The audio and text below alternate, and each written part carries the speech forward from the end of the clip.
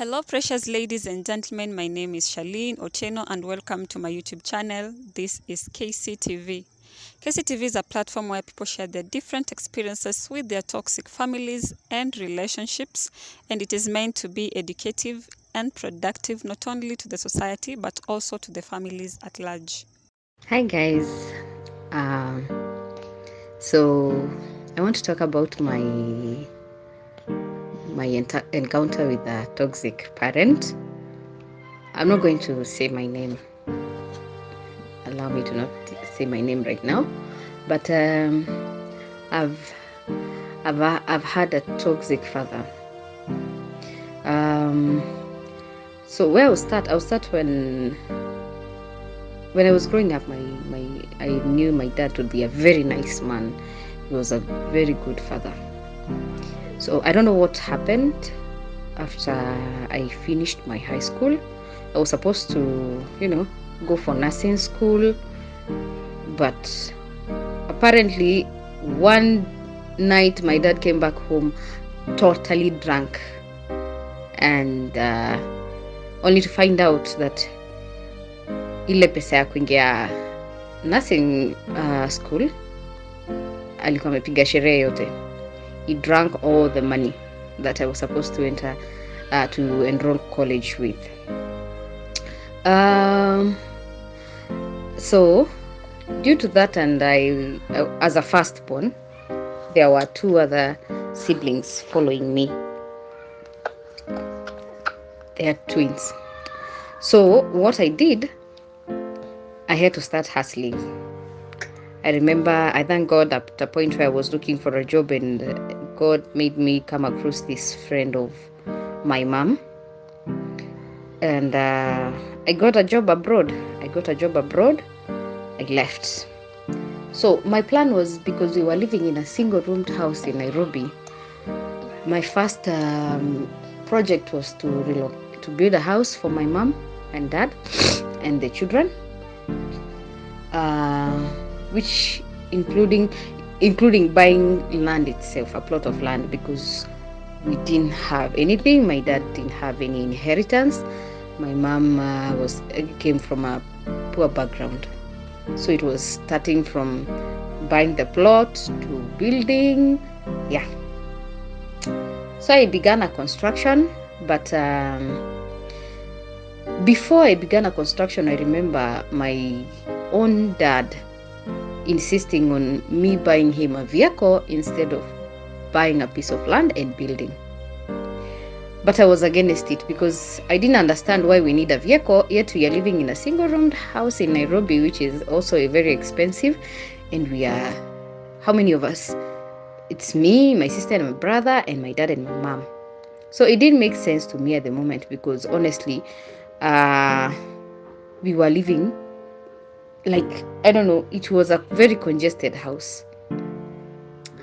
So we had a disagreement. Okay, I didn't disagree directly with my dad, but because I didn't want to end up getting provoked and saying something, and then parents how they are, ulinijibu nirudishia, blah blah blah. So I decided I'm gonna do my thing and keep quiet and continue doing my thing. Then I remember there was a time my mom was thoroughly beaten up by my dad. That time my dad was claiming that my mom is in control of my finances, and he wanted mom to open her bank account and give her the money that apparently to dad he thought I was sending in my mom's account, but the money was not there. I was saving my money in my own bank account that time. So I remember there was even a time my dad took a panga for my mom and my mom ran to the neighbor's house because my dad was very serious. He wanted the money and he wanted to buy a car. I don't know, his obsession with the vehicle was too much, because he was ready to even slaughter my mom. Well, thankfully they had an understanding and they went back to the house. My mom proved to dad that She has no control over my finances. Her bank account has nothing. He is supposed to talk to me. So that time I'm still abroad. When I came back, I remember I told my dad about I want to go and check a plot of land which I had been informed about. I wanted to go and check it out and see whether it's in a nice place, and meet with the owner, and if I like it, maybe we can continue the land purchasing process. I woke up in the morning, 5 in the morning,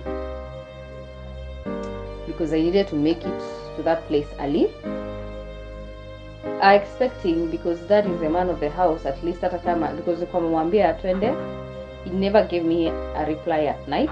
In the morning, my mom woke up and asked my dad, would you kindly escort our daughter at least basi mfikishe kwa stage, that way she can get to board a matatu and go to wherever she's going, now that you decided you'll not go. And he refused, and my mom had to do it because penye tulikuwa tunatoka kidogo palikuwa na giza. The road was a little bit dark, 5 in the morning, and you can't be quite sure, because saa zingine at times you could hear people screaming, especially the mama mbogas who are going to Marikiti to get some mbogas. They could be hijacked along the road and and have their money stolen. We took the risk. Mom took me all the way to the stage. I boarded a matatu and I went to wherever I was going to check the land. After the story short a little bit, I finished the whole process. Wherever I went, I got to see 2 pieces of land. I liked one, and we started the process and all that. So that is where the enmity between me and my dad began, because I refused to buy him a car. I refused to have him control my finances. So after buying the land, I started the project. Somehow it came along, and he showed us that he's interested. So we started trusting him with the funds to go and do the construction. I thank God the construction is complete, but we lost a whole lot of money along the way, because if, let's say, the construction at the moment, wherever it is, it needs 100,000, he could make a calculation and make us believe we need 200,000 or 150,000, so that he could pocket the 50. Saa zingine he could not pay the fundis and he had to pay them. It was a bumpy road with him. But I didn't realize he held such a big grudge, because I refused to buy him a vehicle, and I refused to have him control my finances while I'm abroad. So I remember there was a time before I got married, the money that was brought for, what do you call it, dowry, my own father took the money and went with it and squandered the money. Within 1 month, he had nothing.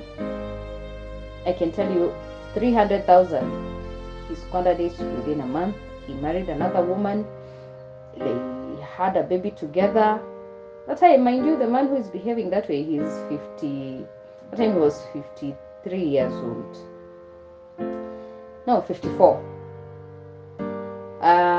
To a point whereby, and then when my contract ended, where I was working abroad, when I came back home, he was so happy. I didn't know that a parent can celebrate the downfall of their own child, but I saw it with my own father.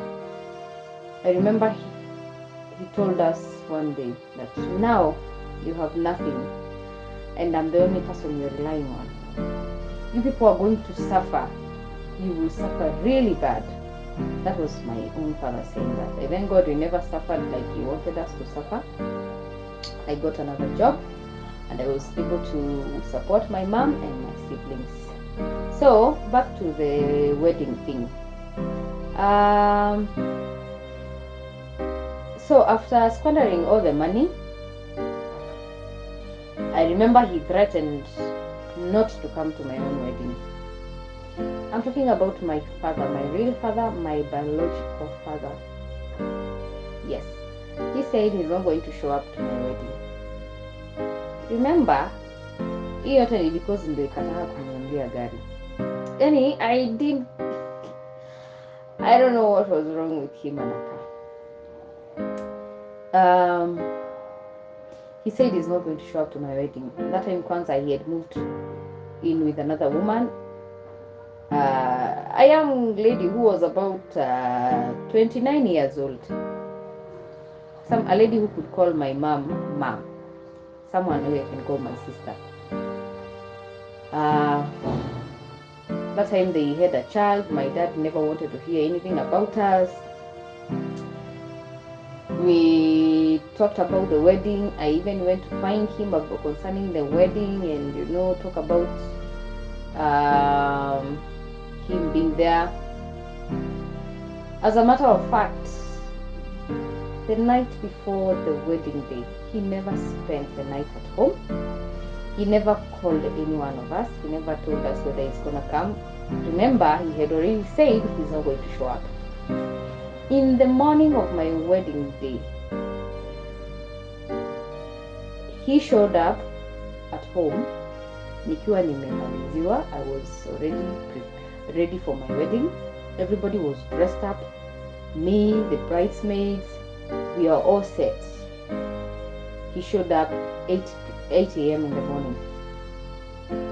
So I was even surprised because we were already done with him, by the way. After all, he said he's not going to show up. I tried even to humble myself and, but he was not going to take that. So him showing up, it was, I was surprised because we were done. But I remember that morning, before him showing up, I went to the bathroom and I cried. I didn't understand how my own biological father could do that to me. So we went to the wedding and tukiwa tuko harusi. Remember, the dowry hijaisha. But the money, the pesa za kwanza zenye alipewa ndivyo kwanza akubali kutupea tufanye harusi. It was 300,000 and he squandered it within 1 month. So, on the wedding day, when we went to the reception, my own father said, watu walinitumia, wananipea pesa kidogo alafu wanakuja kufanya harusi ya mamilioni ya pesa. Those were his words. That we gave him pesa kidogo, a little amount of money for the dowry, and then we come to do a wedding costing millions.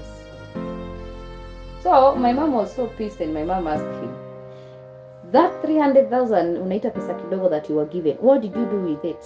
You did nothing. So hata ni Mungu tu wangekupea, hata wangekupea hizi milioni saa hizi wanatumia kufanya harusi, bado unge waste. There's nothing ungefanya nazo. If 300,000 you cannot account for it, then even if you are to be given millions, you'd still waste it. So they are not even supposed to give you those millions you're asking for.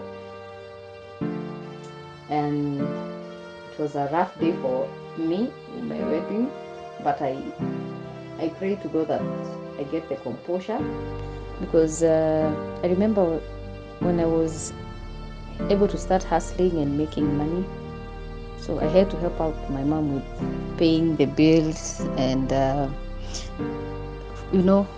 feeding, school fees, all that.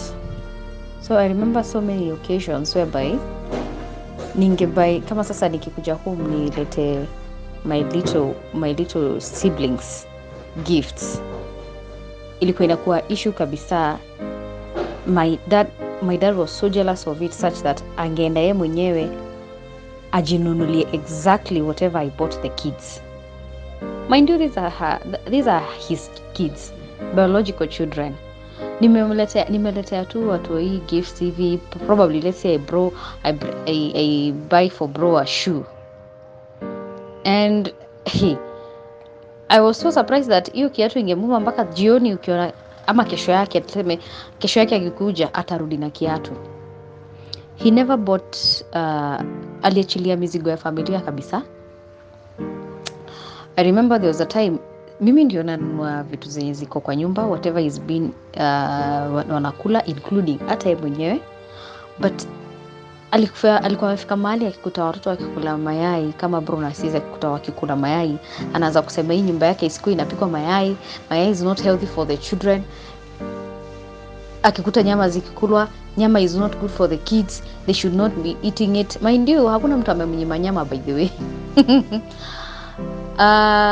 Because in as much as I neglect duties zake as a father to provide, when I started providing, sikumtreat as if even my mom hakumtreat like, you cannot have this because you're not providing. No. So why he was so jealous about how I was treating my brother and sister, because kwanza I remember there was one morning my sister woke up with my sis was going to school that morning, but I remember my sister's bag was so torn na imeshonwa mara mingi sana. So one morning my sister said, me, I'm not going to go to school with this bag again, I've had enough of this. She was young, I think class 3 kama sijakosea. Then my dad was there, and what my dad said, my dad told my sister ati beba vitabu na karatasi. My sister said, no, I cannot carry books with a plastic bag. I cannot carry books in a plastic bag. And so my dad akamwambiaje, you are even lucky you're carrying with a plastic bag. Sisi tuliishi kubeba vitabu na gunia. Yani, I didn't understand why anaambia mtoi ako lucky kuwa hata nabeba kitabu, anaambiwa bebe na plastic bag, wao walibeba na gunia. I just wondered, as a parent, would you want the best for your kids, ama ungetaka tu because wewe ulibeba vitabu na gunia hata wao wabebe wa feel exactly how you felt? Mind you, si ati dada kuwa anado, alikuwa anaenda job, but still having had a toxic parent too, ungeangalia simu ya dadu ulikuwa unakuta kama ametuseme, because kwanza hiyo situation ya mtoi ya bag ya sistangu mdogo akikasirika sababu ya bag. When I went through my dad's phone, nilikuta ametumia shosho 19,000. What for? Just hakuna, my shosh is that person who alikuwa anapiga simu every date 28 ikifika, you can be sure there was a call, angepigia my dad simu. So even the toxicity ya my dad, somehow I felt like it is something hereditary from the mother, because the mother is also the same way. She's still alive up to now, and she hasn't changed a bit. So I remember alikuwa ametumia shusho 19k, but bag kununua ilikuwa shida, viatu za shule kununua ilikuwa shida. There was a day my brother woke up in the morning. My brother went to my mom's friend. Akaenda akamwambia that woman, there's this certain lady who was our neighbor. She was a very good friend of my mom. Akamwambiaje, that woman's name was Mary, nibaie kalamu. So the woman asked my brother, why did you tell me to buy you a pencil? Ukuambia mom. And the woman told my brother told the lady, mom, najua saizi ana pesa, alafu nikiitisha dad ataniambia niitishe mom, because hakuna kitu dad utubaia. That woman was so disturbed by that, because this is a little boy who is telling her that. It was so embarrassing. And so my sister and brother, they grew up hating my dad so much, because were it not for the fact that niliingia job, nikapata job poa, they were struggling, yet my dad has money. It was a terrible experience. It was really bad, because I remember there was a time my mom aligonjeka sana. That time I was outside the country. My dad aligonjeka sana. My mom aligonjeka, sorry. Then in the middle of the night, dad woke my mom up. Akamuulizaje, sasa umegonjeka hivi, ukakufa kama saa hizi, pesa zenye ziko kwa account yako si zitapotelea, si unipe pin? Hey, my mom asked him, yani, the first thing you're thinking about is the money that I could be having in my M-Pesa, in my bank account, just in case I die, you can withdraw. And dad told him, unajua vitu happen. Anyway, maybe by then I'm thinking of traveling. That time my mom is very ill. So early in the morning, my dad woke up and packed the clothes na kaenda. Na meacha mama kwa mgonjwa, bro na sisi ni wadogo, hata wajui kupika. So bro ndio waliacha wakipikianga madhe uji hata haijaiva. So my mom, because aligonjeka sana that time na mimi nilikuwa nashughulika kutafuta mtu mwenye maybe anaweza kuja asaidie kupikianga mom, because sasa temporarily until my mom apone, apelekwa usiku kwanza apone, but abaki na huyu mwenye tajiri kazi, abaki na watoi. So kwa hizo harakati before nipate mtu mom, because sasa penye alikuwa amefika alikuwa amegonjeka kabisa, dad na yeye ndio huyo ameenda, alita tu bradhangu mdogo, akamwandikia pin zote, akampea pin ya bank, ya M-Pesa, ya sako yake, akamwambia je, take these details za account zangu za do, in case anything happens to me, just don't give anyone this karatasi nimekuandikia, wait until your sister comes back, ndivyo mpe hizi details, you withdraw the money that is from the account. For now, in my M-Pesa, there is a little bit of money. Before your sister comes, unaweza toa hiyo pesa, mjifeed nayo. Sasa hiyo mama anafanyia kazi yote, mzae alishaenda, dad left kitambo. And to make the matters worse, alihepa na pesa, madhe alikuwa ameka kwa nyumba. Alihepa na hiyo pesa na akadisappear, na apparently alienda mpaka bro na sisi wakipiga simu, akipigia mzae simu, ilikuwa inachukuliwa na mtoi. Huyo mtoi akichukua simu bro anamuuliza, dada ako karibu? Mtoi anawaambia dadi hayuko karibu, akikuja aliniachia simu, akikuja nitawaambia. So that thing affected my brother and sister so much, mpaka sister yangu akapata ulcers, because they couldn't believe that dad has started a family already, and they make calls, huyo mtu India na receive simu. And I think my dad was doing it intentionally, because several times they made calls na zilikuwa zinachukuliwa na huyo mtoto, but if somebody else makes the call, dad ndiye alikuwa anachukua. So it was a terrible experience. I mean, growing up, I saw a little good side of my dad, but the kids that are behind me, the ones that are younger than me, they can't tell you the good side of my own father. Whatever happened, I don't know, but I think the toxic part of him was still in him. Ni vile hakuwa amepata the right time ya ku let it out. But I remember so much hatred iliingia between me and my dad, so much that he celebrated any slight downfall of me being his first daughter. He celebrated it. Alifika mali akaenda kidanganyaga watu venye mimi mtusi. People from, oh my God, people from the side of his family, his own relatives, they hated me. They hated me terribly because my dad aliwafeed all the lies venye mimi mtusi, sinaga heshima kwake. And I can swear this to God, sijawahi to see my own father.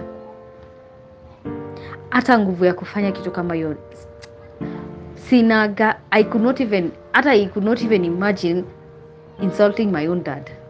No. In as much as alikuwa anatufanya hii yote, I still continued respecting my own father. But aliharibu jina yangu kabisa mpaka nikachukiwa na watu wa kwao.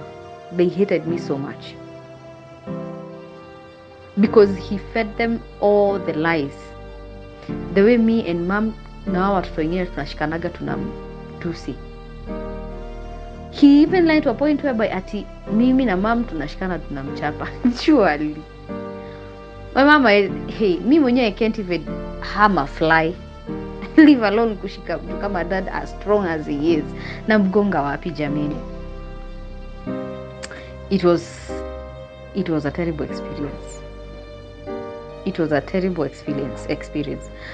A toxic parent makes sure amefeed watu wa familia na people around him the lies about you. So when you go, hata tukienda kwa family gatherings unakuta watu wanakuangalia vibaya, kumbe your own father ndiye amewafeed mauongo mingi. Na sasa hiyo mtu anafeed watu mauongo. I remember nilikuwa naenda na McDo na kuja napeleka dad kwa boutique na mwambia pick any shoe, pick any suit you want, just pick whatever you want, whatever pleases you, nalipa. But I can tell you, tukitoka hapo akiongea na watu wako anawaambia venye mimi ni mbaya. Sasa tumeenda occasions za familia, watu wananiongelesha vibaya, wengine wananiambia unasikia mtu amekwambia kitu tu but unasikia it is related to, hakuna venye inaweza kuwa tu ati ya random thought. Umekuwa mkubwa and it is good, bora tu uendelee kuheshimu mzazi, especially your father. Unajua baraka iko na babako. So I'm like, kwani why is and then this is being repeated so much by almost everyone. That's when later I came to realize that he has been feeding them lies. And that's why every now and then ukikutana na mtu anakuambia sijui nini, unajua mzazi wa mwanaume ndiye huwa anabariki mtu, si wa mama. My brother kamaliza class 8, kamaliza high school, class 8. So unajua there is this rite of passage that is done, the circumcision part. Ndivyo sasa akiingia high school, he's already done with that rite of passage. So as a father we did the only father we know, I told mama kambia brothangu, call your dad na mwambie umaliza mtihani and now you're supposed to get initiated to the next, the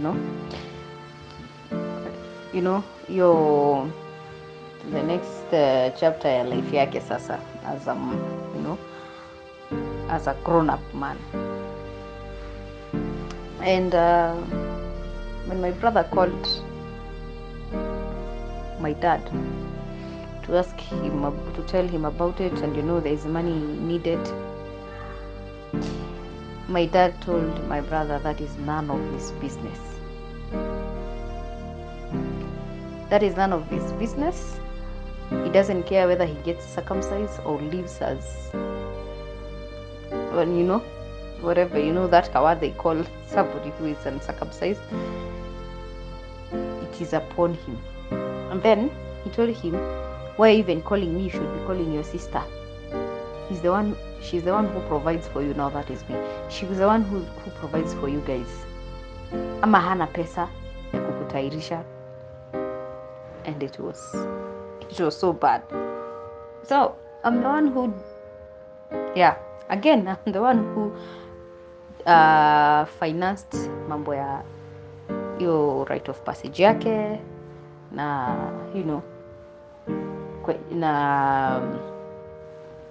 there is a whole lot involved, the circumcision and the healing process, all that.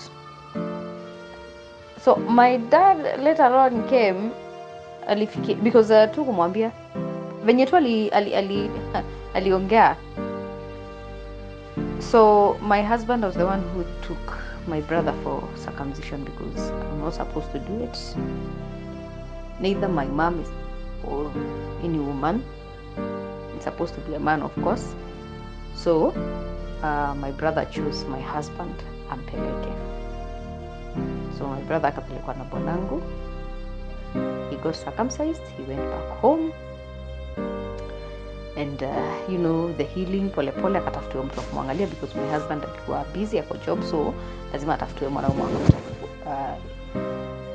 wa kumwangalianga, akalipwa amwangaliange nini.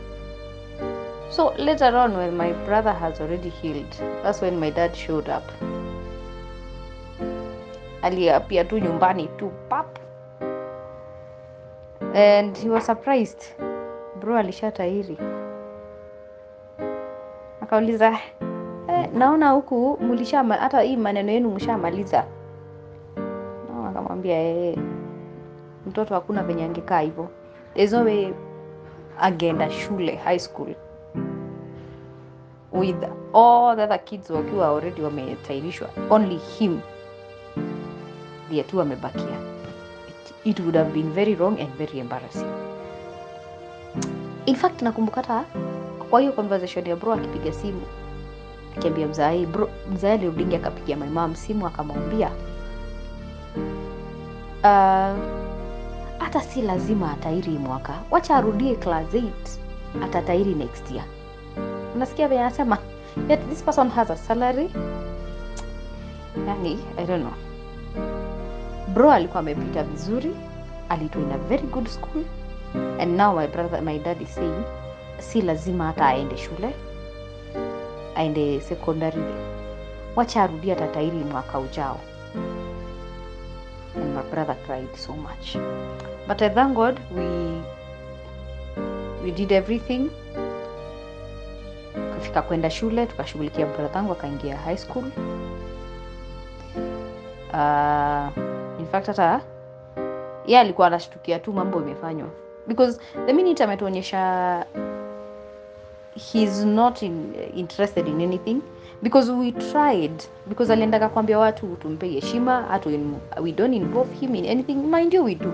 So every time we tried to make sure he's involved in anything that is about to happen, so that to avoid kupea mtu excuse ya kushinda akisema the reason as why he did not do it is because he was not involved. And then my mom made sure that my brother involves him directly, ye mwenye, and my sister too, because alikuwa already ashaanza kufeeding watu negative things about my mom and me, how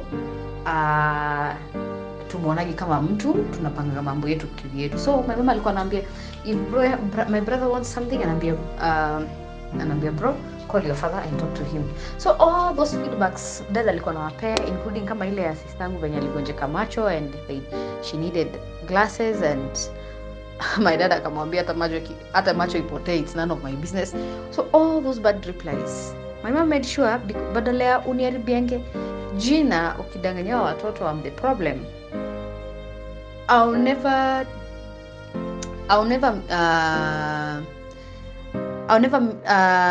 come in between you and your kids. I'll make sure you have conversations with them. I'll make sure I show them that they're supposed to involve you. Ile feedback watapata, now they will understand that I am not the problem. And it's true. My younger brother and sister, they later on understood that the problem was my father. Because kuna wakati my dad alikuwa amefeed my brother and sister mambo baya sana kutuhusu me and mom. venye si ni wabaya, venye our mom is so bad. To the point whereby when my mom wanted to separate with my dad, my sister was crying, when you nini anapenda dad. Now as we speak right now, my sister is the one who hates dad more than even like how I do. My sister hates my father more than I do. I'll not lie to you. I never want to say that I hate my own parents. It is the worst thing. Yani, I would never wish even on my enemy to hear them say they hate their own parents. Hiyo ni kitu siwezi. It is bad. You're feeling si poa. It is not good at all. But ukiona mtu akifika mahali amehate mzazi wake kabisa, you're telling a young girl who is supposed to rely on you, your own daughter, that hata macho yake ikapotea. That's why mind you, sistangu hata aoni anything kwa class. Macho hata ikapotea, that's none of my business. What is that surely? Assuming your own father told you that, it is obvious you're going to hate. I hate the fact that I hate my own father. It is not good at all. It makes me feel so bad about it. Because we were not meant to hate our parents. Our parents were meant to be our best friends. But wengine wao waliamua tu kuwa demons in our lives, and I'm sorry to say so. There's so many other things that happened along the way. But I remember this year, I think around March, the baby that my dad had with that lady that he left us for later died. Then he started saying he thinks God is punishing him for neglecting his own children. He tried calling me a number of times, but because nilikuwa nimemweka blacklist, he called mom and told mom, kindly tell my daughter to unblock me. So I unblocked him.